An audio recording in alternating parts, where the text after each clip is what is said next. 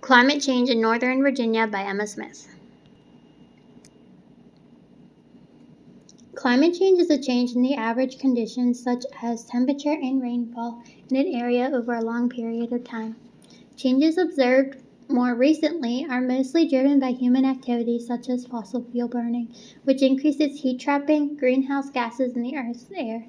Carbon dioxide stays in the atmosphere for centuries after it is emitted. This means large emissions of carbon dioxide this century will cause the Earth's temperature to remain elevated for thousands of years. This also means that the decisions we make in the next few decades will determine the climate for thousands of years to come. Virginia has warmed about 1 degree Fahrenheit in the last century. And with this, the sea is rising 1 to 2 inches every decade. Higher water levels are eroding beaches and submerging lowlands. Let's start by discussing what drives climate change. Forcing agents are the initial drivers of climate change. Some of these forcing agents for Northern Virginia are greenhouse gases, increase in the amount of carbon dioxide, more intense tropical storms and hurricanes, and increased precipitation. Greenhouse gases are gases in the Earth's atmosphere that trap heat. The chart to the right shows you how greenhouse gases warm our planet. In the first chart, you can see the global warming potential of human-generated greenhouse gases is a measure of how much heat each gas trapped in the atmosphere related to carbon dioxide. In the second chart, it shows the main gases that make up the greenhouse gases, with carbon dioxide as the main one. Now let's talk about feedback loops. Feedback loops are processes that respond to changes in the surface temperature. They can either amplify or diminish the effects of climate forcings. There are two types of feedback loops: positive feedback, which is the increase in the initial warming, and negative feedback, which is the reduction of the initial warming. To the right is a chart that shows how positive and negative feedbacks work.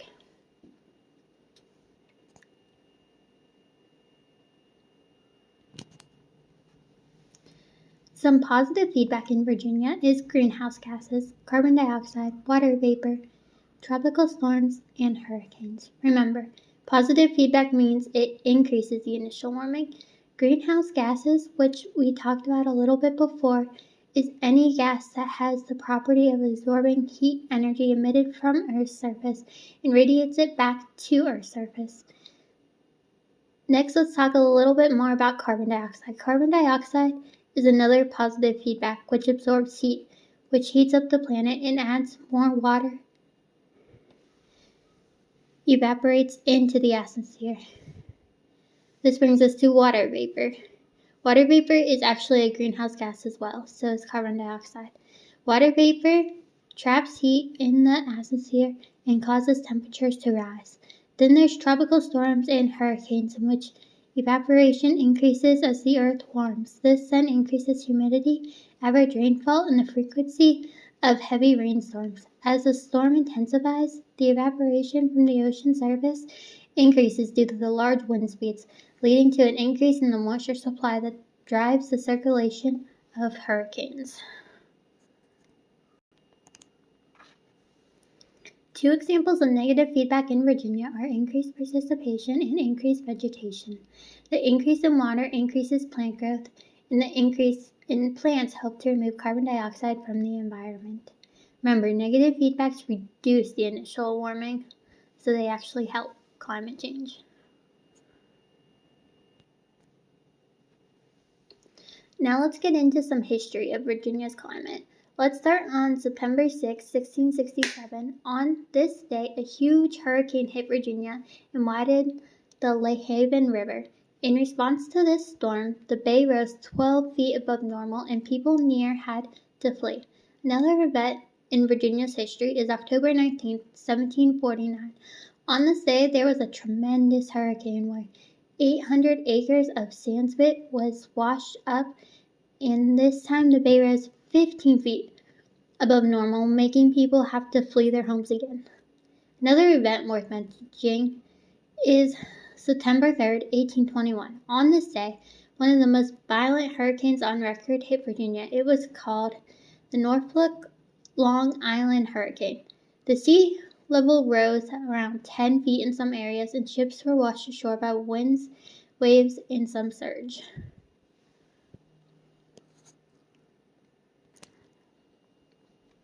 Now let's move on to more recent climate events in Virginia. On October 28th through 30th, 2012, Hurricane Sandy hit Virginia the hardest. From this hurricane, there was millions of dollars in damage to homes and businesses. Damage and flooding was worse than hurricanes that occurred in the same area in 1999. A more recent event was on September 2nd through the 4th, 2016. Tropical Storm Hermie impacted coastal areas of Virginia, Maryland, and North Carolina. Wind gusts reached 84 miles per hour in North Carolina, 58 miles per hour in Virginia. Beach erosion was quite significant in some areas. Water levels reached 6.16 feet in some areas in Virginia. Then in October 8th through the 9th in the same year, just about a month after Tropical Storm Hermie, came Hurricane Matthew. Hurricane Matthew impacted coastal areas of Virginia, Maryland, and North Carolina. Matthew was the third heavy rainfall event in less than 6 weeks in Virginia, and much flooding occurred. Wind gusts reached 75 miles per hour in Virginia. Looking through many of Virginia's climate events, I can come to the conclusion that tropical storms and hurricanes have become more intense and more frequent during the past 20 years. Let's go ahead and take a look at Northern Virginia's temperature over time. Here's a graph I made for Northern Virginia's mean annual temperature from 1903 to 2021 from NASA's data. Looking at this graph, you can clearly see that Virginia's temperature has been rising over time.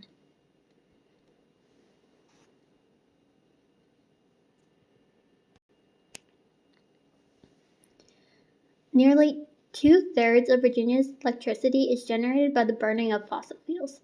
The more gas we emit by burning fossil fuels like oil, gas, and coal, the more heat is trapped. Virginia's mean annual temperature has gone up 1.58 Fahrenheit from 1970 to 2019. I know this doesn't seem like much, but it is.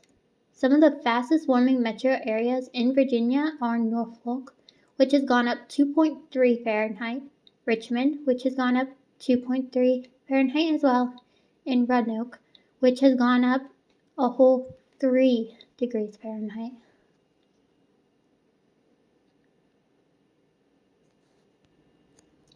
To the right is a chart that shows how much of what is contributing to climate change in Virginia.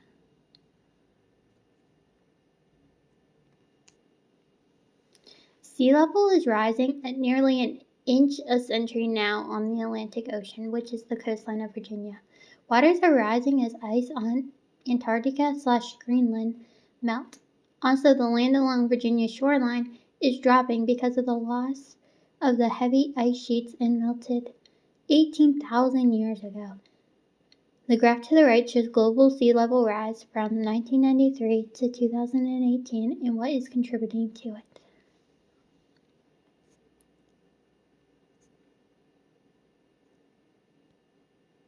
The graph below.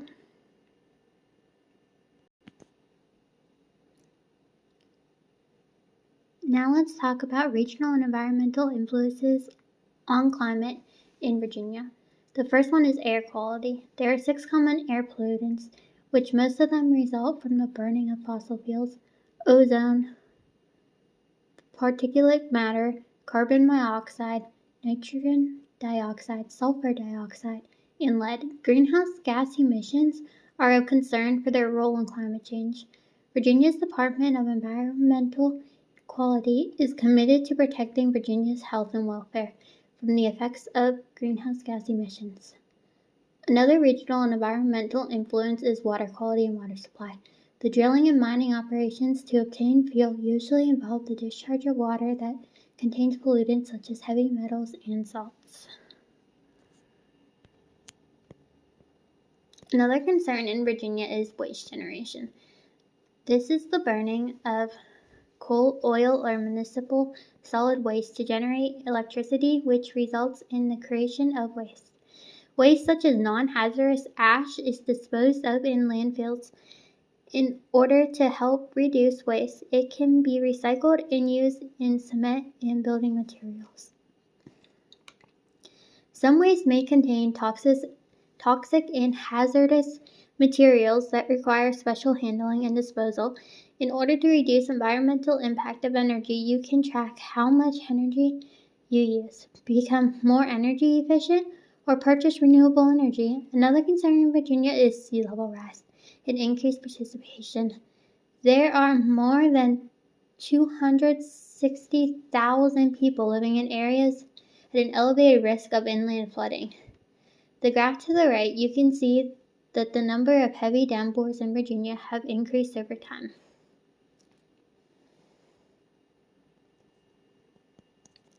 The heavier the downpours, the more flooding will occur. A potential impact of climate change for Virginia is tropical storms and hurricanes becoming more intense as they have in the past 20 years. Warming oceans and sea level rise provide storms with more potential energy.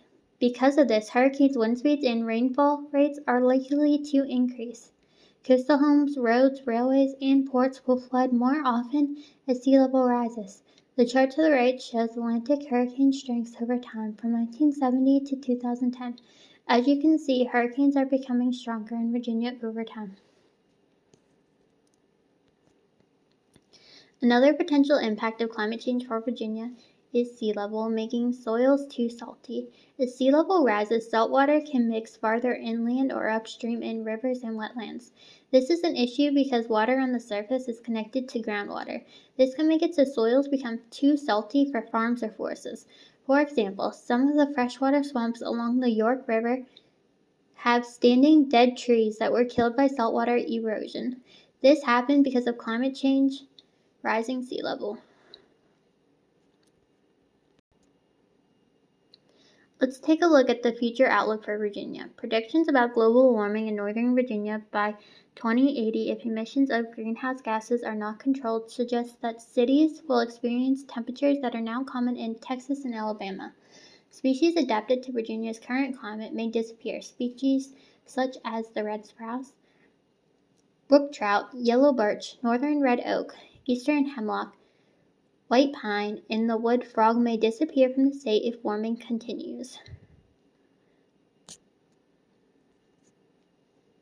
By 2050, the typical number of heatwave days in Virginia is projected to increase from more than 10 to nearly 60 days a year.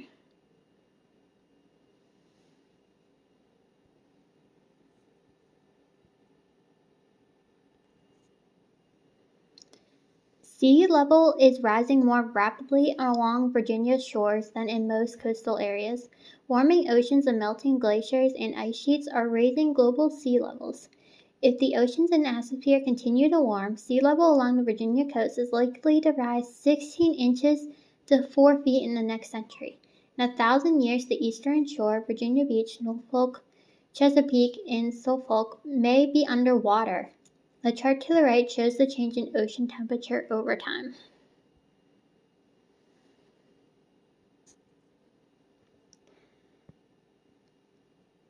From 1955 to 2010, you can clearly see the temperature of the ocean rising.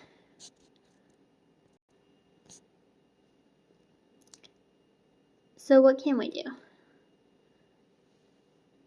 Migration involves reducing the flow of heat-trapping greenhouse gases into the atmosphere. Migration reduces climate change by reducing sources of these gases. The goal of migration is to avoid major significant effects from humans so we can stabilize greenhouse gas levels to allow ecosystems to adapt naturally to climate change. This method involves inflicting the cost of damages from the emissions of greenhouse gases to the emitter to get them to reduce the amount of greenhouse gases they release. This makes it so emitters can somewhat be held accountable for their damages to the atmosphere.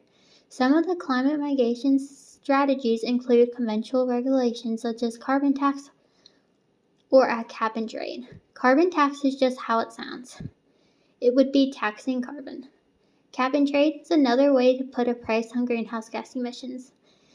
This way, though, also makes it so the government can limit how much greenhouse gases get put into the atmosphere by issuing permits. Another migration strategy is adaptation. This means we need to learn to adapt to the changing environment. For example, we can add more drains in high-risk flooding areas. This is just one example.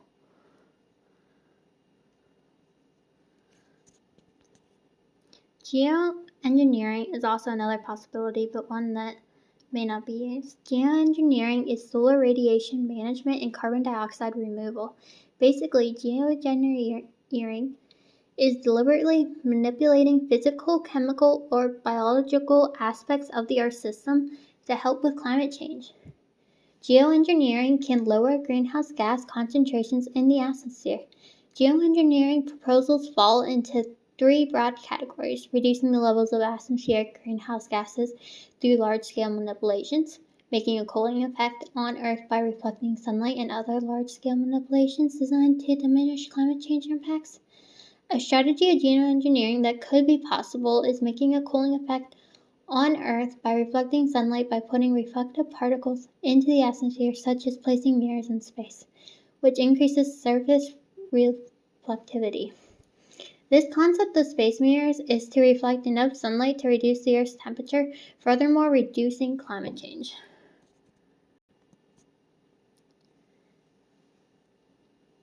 Now that we've seen what the government can do, what can we do as a community? Well, possible actions we can take to help climate change is we can put in place environmental laws to help the environment. We can work on projects that will help protect against flooding. We can protect land and plant new trees every year. We can help by making smart purchases as a community. We need to teach people about climate change so everyone can make smart choices to help the environment. This needs to be a group effort.